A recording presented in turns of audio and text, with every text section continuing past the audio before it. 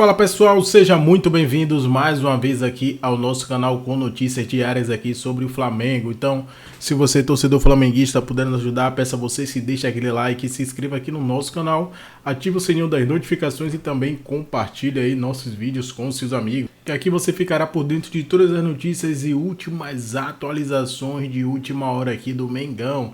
Galera, estamos trazendo para vocês mais um corte do canal aqui da ESPN Brasil, do Grupo Disney aqui, com o programa Linha de Passe. Irei deixar aqui na descrição desse vídeo o link do canal oficial da ESPN Brasil para deixar os créditos direitos autorais. Agora vamos direto aqui para o vídeo. Terça-feira, com direito à linha de passe logo depois, Copa do Brasil, né? O retrato recente desse duelo foi a decisão do Campeonato Estadual do Rio, com o Fluminense sobrando.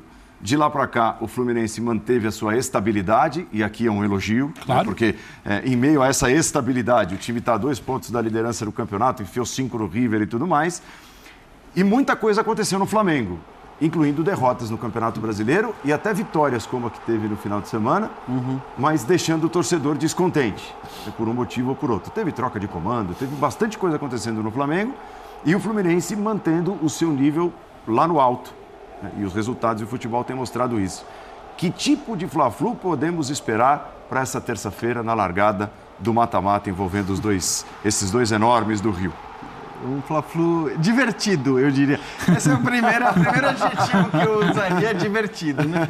Não só porque se trata de um Fla-Flu, com as duas torcidas, com tudo que significa um Fla-Flu, mas pelo que são os jogos dos dois times. E aí acho que assim, os jogos do Fluminense, muitos são divertidos por mérito do Fluminense, né? Pelo que é a ideia de jogo do Diniz, pelo que a gente está cansado de falar, pelo que o time produz ofensivamente, pelo volume de jogadas de ataque e tudo mais. E os do Flamengo têm sido divertidos, eu acho que por méritos e deméritos.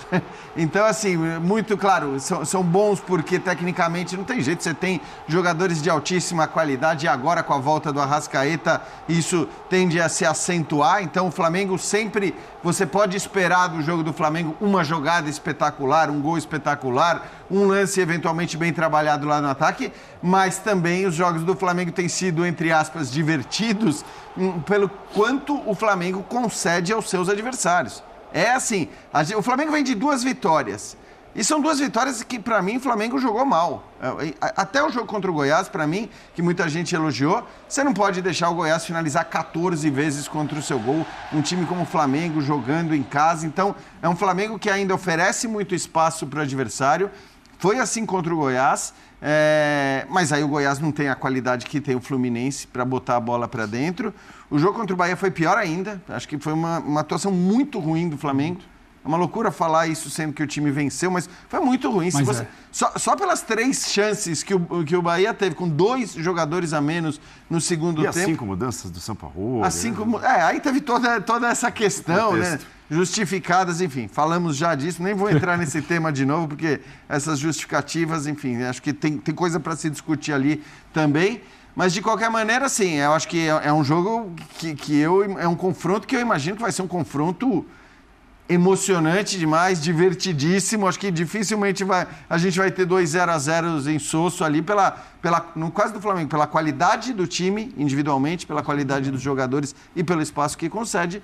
E no caso do Fluminense, pela bola que o Fluminense tem jogado desde o ano passado. Dá para ter uma noção, dá para responder a pergunta se a distância entre os dois diminuiu ou aumentou da final do Campeonato Estadual para cá? Para mim aumentou. Para mim aumentou porque o Fluminense que chega para o segundo jogo da final era um Fluminense, querendo ou não, sob desconfiança.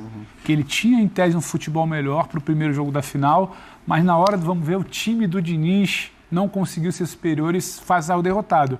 O Fluminense que chega para aquele domingo ali é um Fluminense sob desconfiança. Eu acho que aumenta, porque quando você carimba como foi, podem falar o que quiser do estadual, mas pro Diniz e para esse grupo do Fluminense, esse título é muito importante. Você carimba como foi, também, sim, pelo clássico em si. A vitória que você tem sobre o River Plate é uma vitória histórica. É uma vitória histórica sobre o River Plate. A sequência de jogos, você pode falar, tirar o do Cuiabá, mas venceu. Ainda que não tenha sido brilhante, venceu. Constrói um 2-0. O Cuiabá teve momentos melhores na partida, mas venceu. Então, assim, esse Fluminense é um Fluminense em ascensão. O Flamengo não trouxe nada de novo que te vire e fale, o Flamengo, mas ele está começando a se estabilizar. Há uma semana atrás, vocês sentavam aqui para debater, a gente durante a programação, o Flamengo e o São Paulo não vencia no Campeonato Brasileiro. Ele vence o Goiás, ele vence o Bahia e a torcida está absolutamente insatisfeita protestando no desembarque do jogo de Salvador. Então, assim, nem só de vitórias, sabe, essa torcida está enchendo barriga, porque ela sabe que essa distância aumentou. E ela se preocupa porque ela tem um Fla-Flu pela frente, que no sorteio da Copa do Brasil, todo mundo queria fugir de Fluminense e Palmeiras. Ninguém queria pegar um Fluminense e um Palmeiras. Então, isso já dá o tom do que é esse Fla-Flu. Você precisava evoluir com o Sampaoli. Aí tem a ansiedade da torcida, que o Sampaoli chegou, eu não queria mais o Vitor Pereira, então alguém vai me elevar de patamar. Não eleva. A ganha do Goiás. Nunca o goleiro do Flamengo fez tanta defesa no ano igual o Matheus Cunha contra o Goiás. Mas ganha contra o Bahia. 2 a menos, tomando sufoco no final. O Flamengo tinha 2 jogadores a mais em campo, o Bahia com 2 a menos, impondo muita dificuldade ao time do Flamengo, que é uma zona, sem bola. Aí você olha e fala, e tem o Fluminense na terça-feira. Olha o que os caras estão fazendo, o que eu não estou fazendo, eu não consigo fazer desde o estadual. Então a distância aumenta. Isso não quer dizer que o Fluminense vai passar, que vai ser 3-0 amanhã. Tá aí o exemplo do jogo de ida. Mas hoje você olha para o Fluminense, olha para o Flamengo, você sabe quem joga bola e quem tem dificuldade para marcar e depende ali de um Arrascaeta que vai receber num curto espaço dentro da área, ou de uma bola que vai pingar, ou de uma recuperação do Pedro para o jogo da volta, para a bola aparecer e ele colocar para dentro, porque o que diz o campo do estadual para cá, eu vejo uma distância até maior. A gente vê um norte no trabalho do Sampaoli, evoluindo ali passo a passo. Luneta. Precisando de quê? Luneta. Porque assim, essa é a diferença. Mas é outro cara que não treina, chegou para começar do zero mas também. Se você chegar e perguntar assim, qual é o time entre esses dois que as ideias do treinador estão sedimentadas? Só existe um. Até porque o Flamengo está tentando, eu vejo, tentando saber quais são as ideias do São Paulo. E do Diniz você sabe. E qual é o time que consegue executar as ideias do seu treinador? É o Fluminense. E aí eu estou com o Pedro. Uma coisa é esta avaliação prévia, a outra é o jogo. Que é clássico, é gigante, o jogador corre o dobro. É um gol no início que a torcida vem. Então, assim, tem tudo cartão. Isso. Tem tudo isso. Mas eu vejo, a única coisa que talvez deva preocupar o torcedor do Fluminense é a questão física. Você olha para algumas oscilações e é do ponto de vista físico. Mas é um time desfalques importantes também, né? E é o time que você sabe como vai jogar. Como ele joga, como ele se apresenta, o que ele faz, como ele gosta de envolver o adversário. E a outra é o São Paulo, olhando para trás, antes do trabalho dele, e pensando também a partir do trabalho dele de como enfrentar o Fluminense. E o São Paulo tem feito críticas à equipe. Então, assim, o Flamengo não alcançou e talvez, tudo tem que esperar, né, no futebol, não se decretar, mas é possível que finalmente a gente tenha chegado ao final do trabalho de Jorge Jesus. Sabe aquele trabalho que durava sem a presença? Espantava sombra. Ficava ali sempre o tempo todo. Jorge Jesus. 2019, estamos em 2023, tem alguns jogadores, tem um monte de gente que chegou e o rendimento é como o São Paulo vai aplicar suas ideias que são especiais. O que fez o Dorival? O Dorival chegou no São Paulo agora, o Dorival se deu um jeito e tal, ele vai do jeitão dele. Ele não tem a qualidade técnica que ele tinha no Flamengo. No Flamengo ele deu um jeito, falou, vou tirar o máximo desse time e ele vai jogar. No São Paulo, se ele disser, vou tirar o máximo é bem pouco, não é muita coisa, mas ele conseguiu. E no Flamengo ele fez isso, mas chegou a hora que a diretoria do Flamengo sabe que contratou o Paulo Souza para fazer isso, contratou o Vitor Pereira para fazer isso e agora contratou o São Paulo. São 3 treinadores contratados para revolucionar. Com assinaturas bem claras, diferente do Dorival, exatamente. E eles foram, e 2 já foram dispensados. Então, a ideia é a seguinte, se você acredita que basta colocar um treinador, uma grife, e esta grife fará seu time jogar futebol em 2 semanas, vai cair mais um. Em 3, vai cair mais um. Em 1 mês, vai cair mais um treinador. Aí daqui a pouco tem que chamar o Dorival outra vez. Então é uma transição que o Flamengo vai ter que passar. Talvez dolorida, muito mais do que ele gostaria, mas está ocorrendo uma transição.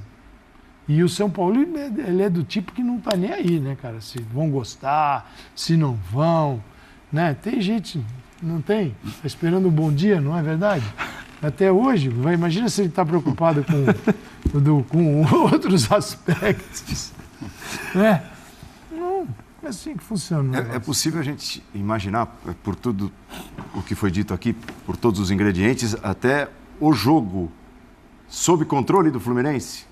E o Flamengo reagindo mais, tentando neutralizar o Fluminense, o jeito de jogar do Fluminense? Boa questão. Então, eu acho que é possível porque o Fluminense tem mais capacidade de fazer. Não porque essa seja a intenção do Fluminense e não seja a intenção do Flamengo.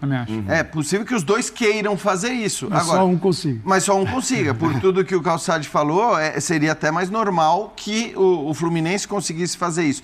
E acho que a gente até viu no próprio jogo contra o Bahia, eu estou falando do primeiro tempo, que foi um jogo muito aberto, com chances dos dois lados, mas a gente até viu que o Flamengo pode ser muito perigoso também, mesmo não controlando o jogo. Aliás, sempre foi assim. É que na época do Jorge Jesus ele controlava, mesmo tendo a alternativa de não precisar controlar pela velocidade do Bruno Henrique, por exemplo. A gente tem a questão das condições do Cebolinha também, mas a gente viu que o Cebolinha pode ser um cara para levar muito perigo caso o Flamengo não controle o jogo, caso o Fluminense tenha a bola e marque alto e consiga ficar com a bola ali no campo de ataque mais tempo. Então, eu acho que, assim, se essa for a intenção dos dois times, e do Fluminense costuma ser, o normal seria o Fluminense dominar mais as ações em campo, ter mais a bola, ficar mais com ela, o que não significa que o Flamengo não possa ser perigoso, porque aí que tá, o Flamengo, cara, eu acho que muito desses... O Flamengo ganha uma enormidade de títulos, né, nos últimos anos. E é uma loucura que isso parece até meio contraditório com as crises, as trocas de técnicos, as demissões, tudo isso se dá por quê? Porque a qualidade individual desse grupo, né, dos jogadores individualmente, ela muitas vezes faz a diferença e, evidentemente, pode fazer a diferença de novo nesse contexto de mata-mata, de um clássico tão especial como é Flamengo e Fluminense. Mas a tendência, eu acho que é essa que você disse, a tendência é imaginar um Fluminense, sim, tomando conta do jogo. Isso vai fazer o São Paulo provavelmente montar um time de velocidade. Ah, é? Porque vou tirar a bola do Fluminense, é difícil. Ele tem que tirar defensivamente falando, mas encarar o Fluminense igualar na posse, isso é muito difícil, só as circunstâncias do jogo. E quem gera dificuldade para o Fluminense recentemente é quem estica com mais qualidade, quem tem mais velocidade para se escapar. E até engraçado. O Fluminense ainda dá, apesar de todo o belo futebol que joga o time do início, o Fluminense ainda dá alguns espaços nesse aspecto. É verdade. E não é algo pontual, não. É verdade. Mas, Wesley, você teria o Marinho, mas o Marinho não parece ser... Só nos primeiros, no início. Exato. Depois o São Paulo deu uma desistida. Né? Até a gente comentava aqui, ele já conhece o Marinho, ele conhece o Vidal, ele conhece o Gerson, ele está se apoiando nos caras, né, Gerson, que já viu jogar, formou ali uma espinha dorsal. Só aí já está começando a ficar... Já ficou para trás, né? E aí ele conheceu o Vidal e o Marinho nessa fase e falou assim, não vai dar. Não são meus meninos. Não vai. Eu acho que ele fez o correto. Conhece, deu oportunidade, vai que o jogador muda, mas é um Flamengo que precisa de velocidade, de recuperar a bola, pela característica do Flu, mas de organização do Fluminense e a busca do Flamengo por ela, e não encontrou. E não tem jogado bem. Então a gente está falando de jogos mata-mata. Isso vale para a gente, se falou do Corinthians no início, uma coisa é você enfrentar o Atlético em mata-mata. Isso. Seguinte, tentar sair do Mineirão com empate. A coisa é mata-mata para o São Paulo. E não ver a classificação. Os dois pensam nisso, mas o Diniz tem mais segurança, que é não perder a classificação no primeiro jogo. Mas o Diniz tem segurança. Ele sabe como o time dele joga, o time sabe o que o treinador quer. E o São Paulo, ele tem desconfianças em alguns jogadores, os jogadores ainda não assimilaram tudo. Então, o comportamento é de mata-mata. Isso pode gerar algumas surpresinhas. Acho que a final do estadual, nesse sentido, vai fazer com que, qualquer que seja o resultado, ninguém se considere classificado para a próxima fase. Acho que, enfim, ficou essa lição. Só constatar que o Fluminense, né, curiosamente, no jogo contra o River, quando ele tinha os dois caras rápidos pelo lado, ele talvez tivesse até inferioridade em relação ao jogo verdade. contra o River.